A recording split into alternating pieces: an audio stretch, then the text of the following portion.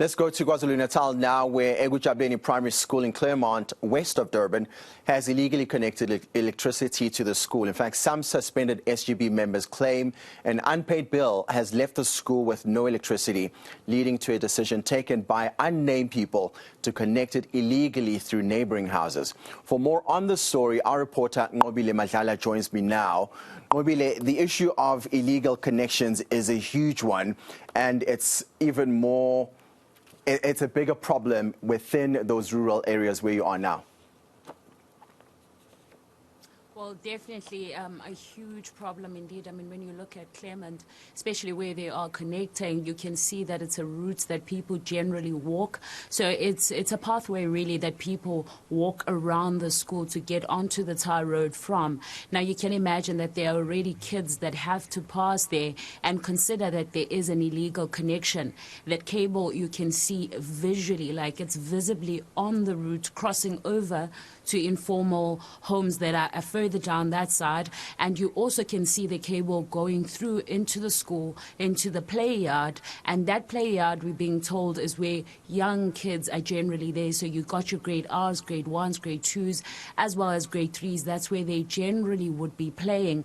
Unfortunately, some of them now needs to figure out how to play and not be shocked, essentially, or if anything happens to that cable that already threatens their lives. But the SGBs are saying that the SGB members who are suspended are saying to us that the reason why they were suspended is because they questioned why electricity needs to be illegally connected instead of just making an application where they're able to pay on a monthly basis. They're saying that on the previous management that was there, they had already made an arrangement, but the new management came back with, I suppose, a different position. And as a result, now they don't understand why there has been illegal connections. And they're saying that this illegal connection is going through into one of the grade 2 classes. One of them just telling a story about how their grade 2 child came home talking about how they need to mind themselves around that cable, which is something you wouldn't expect to hear as a parent from a grade 2.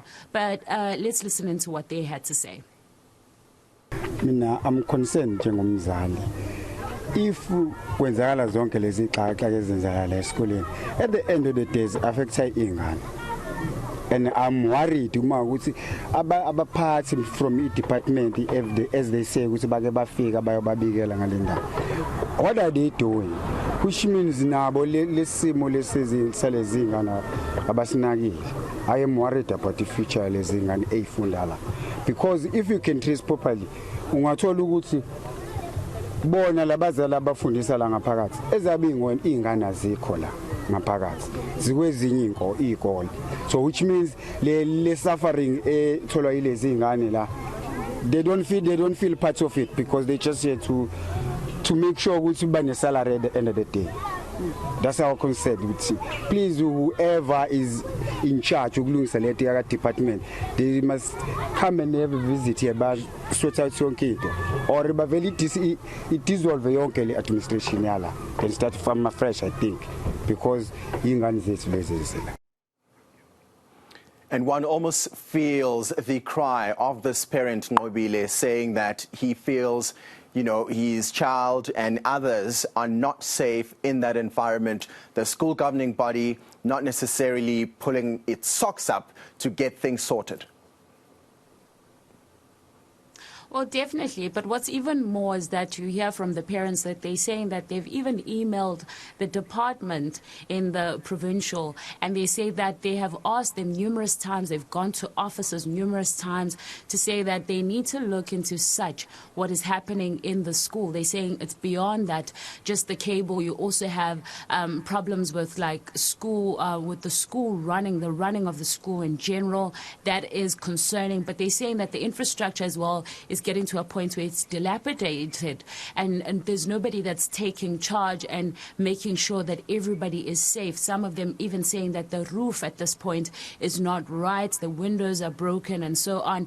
But they've been asking the department to respond to that. But even we ourselves, when we reached out to the department, we never got any answers. They didn't come back to us to assist and sort of explain what is going on and if they are going to look into that. However, we did reach out to PSA as well to ask if they are hearing about what is happening. They say that they've done a walkabout and that they are going to be speaking to the departments, the MEC, Bali Fraser, asking them that they look into this and perhaps try and come up with solutions, because we do know from eThekwini that they're saying that any entity that has not paid the utilities, they will cut it. And this is not the first of education departments that has been cut off. We saw the district also being cut off in eThekwini. So this is something that obviously the MEC needs to look closely into and make sure that there is some form of assistance for such schools.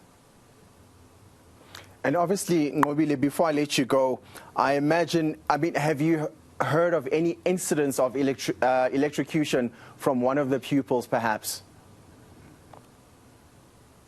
Well, that is a great concern. But when we arrived there, we did manage to see the cable that it was burning, but it's further down where it was connected. You could see a little smoke, but of course we couldn't record it in time. However, if that can happen just further down in where they connected from these homes, imagine what would happen in the playground if the same thing occurred. So this is something that the parents, of course, are very concerned about. Whilst there hasn't been at this moment an incident that's been recorded, but it's an incident that could potentially happen if nothing has been done. Yeah, Nqobile Madlala live to us from Durban. Thank you so much for your time this afternoon.